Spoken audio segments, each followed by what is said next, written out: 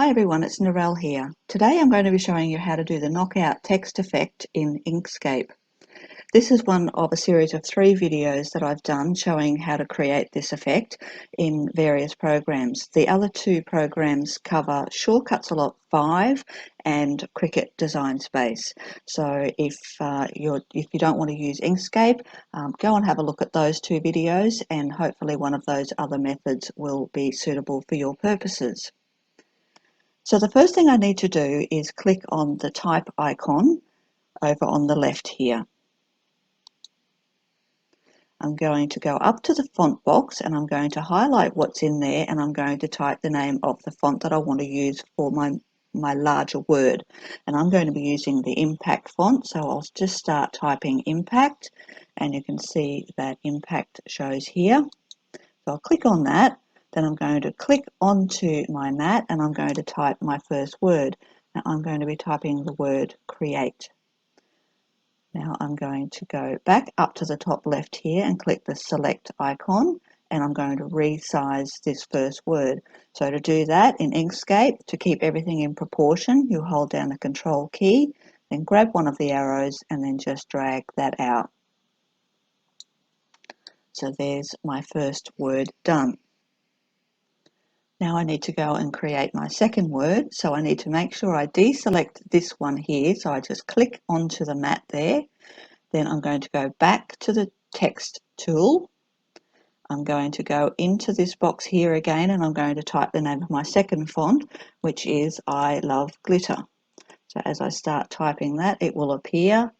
I'm going to select that font and then go back and click onto my mat and start typing my text. Now I'm going to be typing the words something beautiful, and on either end of this word I want to put a swoosh. Now I Love Glitter is a great font because it does have some extra characters, some little swooshes, some hearts, and a few things, but with this font you don't actually need a character mat to be able to use it. You just use the keys on your keypad.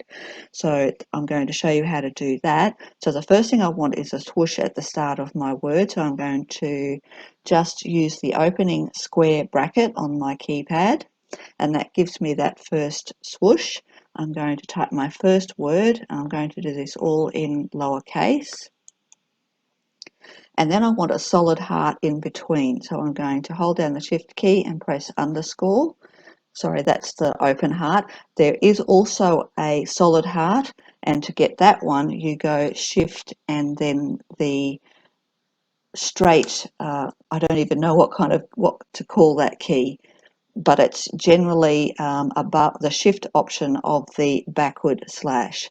So that's how you get the solid heart. So I'm just going to backspace on that one because I don't actually want that. And then I'm going to type my next word, which is beautiful.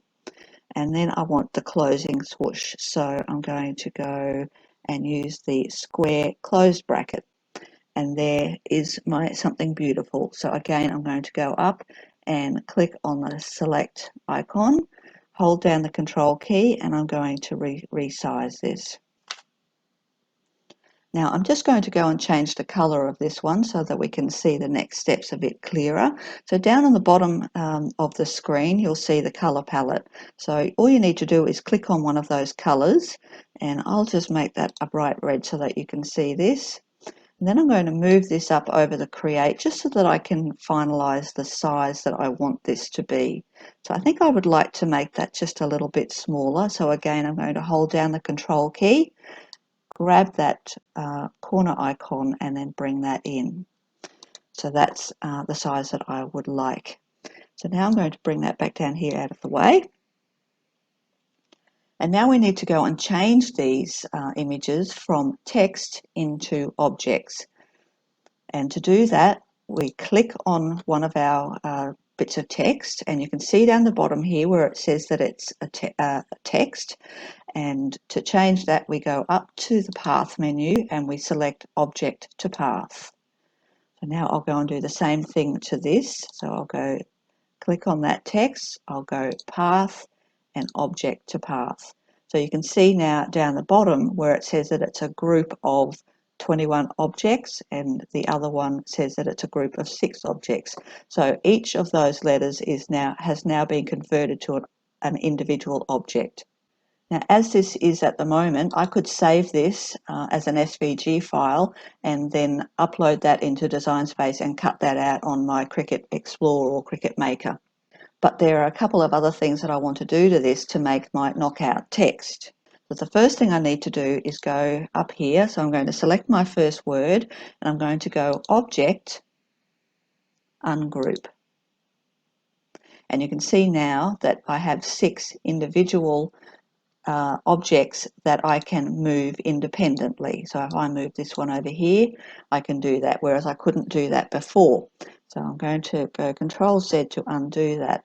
Now, as far as spacing is concerned, this is the time where you would go and change the spacing between your letters if you wanted to. So for example, if you thought the E here was a little bit too close to the A, you could just click on that and then just move that to the left. So that's what I'm going to do there. Then after you've ungrouped that, you need to do one more step to that, and you're going to select all of those images again, and you're going to go Path, Union. Now union is the same thing that we call weld in Design Space. So now I'm going to repeat that process down here for the Something Beautiful. And I'm going to go Object, Ungroup, and then I need to go and change that back to a welded path. So again, to do that, I go Path, Union. So now I'm going to go and create the shadow that I'm going to use to cut into my word create. So to do that, with my text here selected, I'm going to go up to the Path menu and I'm going to select Linked Offset. And I'll zoom in here so you can just see this a bit clearer. Now you can see on the top of this T there's a little diamond, and that's what we're going to be using to create our shadow. Now what's actually happened here is underneath this red Something Beautiful text there is a duplicate of that text. So when I went Path Linked Offset, it created a copy of the Something Beautiful and placed it underneath. Now currently it's also red, so that we can see our shadow better as we build it, I'm going to go and change the color of that. So I'm going back to the palette, and this time I'm going to select blue, and now my shadow will be blue.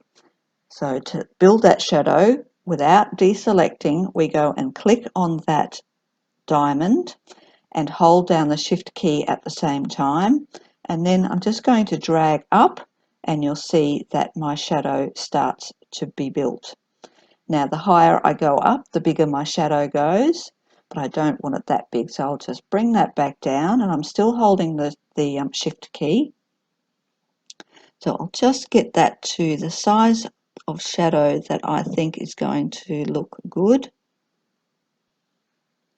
So now that I've done that, I'm going to go back up and click on my Select tool. And if you can't deselect, you can press the Escape key on your keypad. So now I can go and I'll grab that red text and I'm going to move that down out of the way. And there's my shadow. Now I want to remove these open areas in these letters here. So to do that, with my text selected, so I make sure that's selected, I'm going to go up to the Path menu and I'm going to select Break Apart. And you can see that those little spaces have now been highlighted. And then I'm going to go back to the Path menu and then select Union.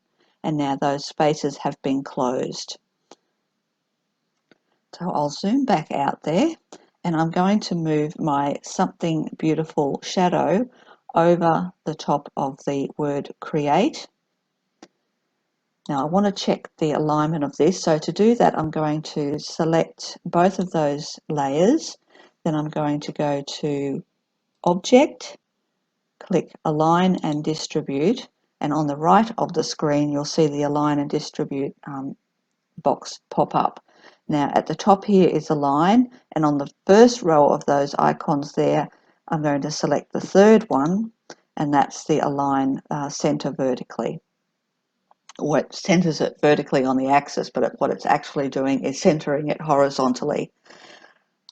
So now that I've done that, I'm going to close that align and distribute box, and then decide whether I want to move this up or down. And I think I'll just move that just a slight bit down lower, and that's what I'm going to leave it at. So now I need to cut one into the other. So to do that, I'm going to select both of those. I'm going to go up to the path menu, and then I'm going to go to difference.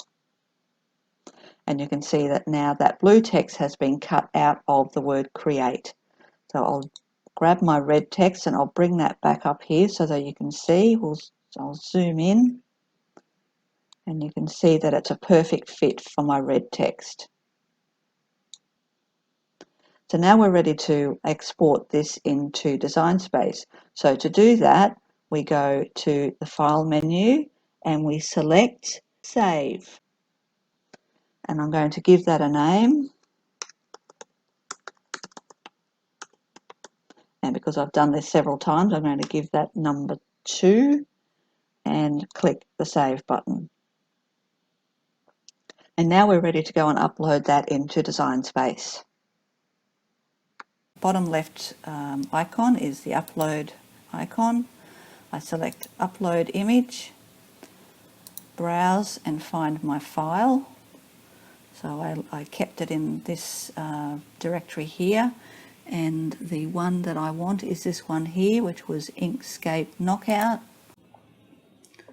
And that's exactly what it's going to look like when you import it. So you can see that it, by saving it as an SVG, it's given it the transparent background. So there's nothing else that you need to do to this. You don't need to clean it up at all. So we're going to go and click on the Save button, and that will save it into our uploaded projects. So there it is here. So I'll click on that, click on Insert Images, and it's going to go and place that on my canvas. So you can see here that it has come in at a much smaller size than what I created it in Inkscape. So all I need to do is then just go and resize that to the size that I want to cut it out at. And it's come in groups. So you can see here that I've got my 2 layers. They're both cut layers. If you wanted to change any of this to score or print or anything like that, you would go and do this over here. So this is where the line type options have been moved to. So if I want to change, say I wanted to change something beautiful to a different color, I can go and select that here. So I've just selected that layer, and then I can go into this button here, and I could change that to whatever color I want that to show as on my screen. So there is my text. You can send it to the Cricut as it is, or you can, if you want to, you can go and ungroup this, and you can go and move this layer out of the way if you want to. It doesn't really matter. You can just send that as it was. So let's undo that. I'm going to undo the ungroup, and then we'll click Make It, and you'll see that it has automatically moved everything to the next layer anyway. Okay, so there are my 2 layers, and that's how they'll cut. So let's just cancel there. So that's knockout text in Inkscape. I hope that that was helpful, and I do have 2 other videos showing different ways to do that. One is creating the knockout text in Design Space. The other one is creating the knockout in Shortcuts a Lot 5. So be sure to go and have a look at those, and then you can work out which one is the best for you. So thank you for watching, and I will see you next time.